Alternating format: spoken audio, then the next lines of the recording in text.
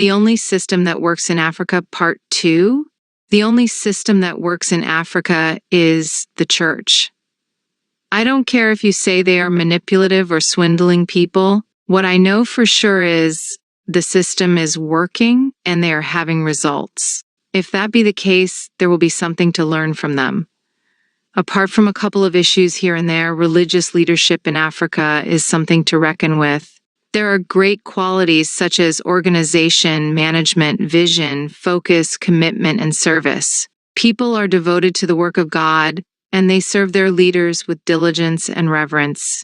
I don't know any other system in Africa that is with that so much organization and excellence like the church. If you go to popular churches in Africa, you will understand what I'm talking about. Or when it comes to making individual lives better, there might be issues, but on a collective scale, they deserve kudos. It's not easy to lead people. Look at top organizations in the world. You will see them having challenges with dealing with people because human beings are the most difficult beings to lead in the world. Despite that, many churches in Africa have thrived. They've been able to overcome the hurdles and challenges of establishing an organization on the continent. Businesses might not thrive, but religious centers will. People might not go to their offices or workshops, but they will attend church services. Someone might not pay their children's school fees, but they will pay their tithes and offerings. All of these show one thing: commitment. There is something propelling our people to behave this way. They are not just robots. They are people with senses and wisdom. They know what they want and what is working for them. And to a large extent, that is us, Africans. That is who we are.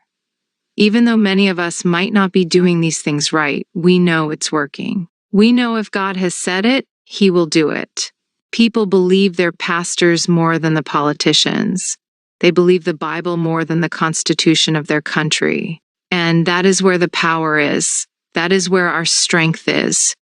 We are a spiritually inclined people. This is not the case with many nations in the world. Africa has a unique case. We are a people of spiritual understanding. So if this religious system is already working, why not bring it on a larger scale? If we have so much honor and reverence for spiritual things, why not bring it to the most important part of our society, political leadership? Our politics must be sanitized with spiritual disinfectants. We need people who are spiritually sensitive, not just religious leaders. We need people who will leave personal and selfish ambitions aside and devote their lives to serving people and the nation. As a matter of fact, every one of us will be involved in this leadership because we all have connection with God. We are all spiritually sensitive and alert. And that is what makes this leadership efficient. There will be no undercarpet dealings because whoever messes up will be dealt with spiritually and immediately. Look at what happened in the early church to Ananias and Sapphira. They were both dealt with when they lied against the Holy Spirit. That is the same thing I see happening with those who take this leadership lightly. God Himself will raise men and women who will serve His people and bring lasting solution and freedom to our nations and continent. If you enjoy this post, kindly share with someone. Thanks for your support. Will you like to write a book, share your story, ideas, or knowledge in a book? Now it's easier than ever. In 3 weeks, your book will be written and published.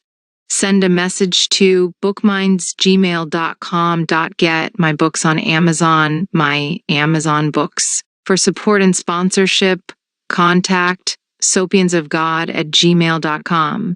You can also check out these posts. 1.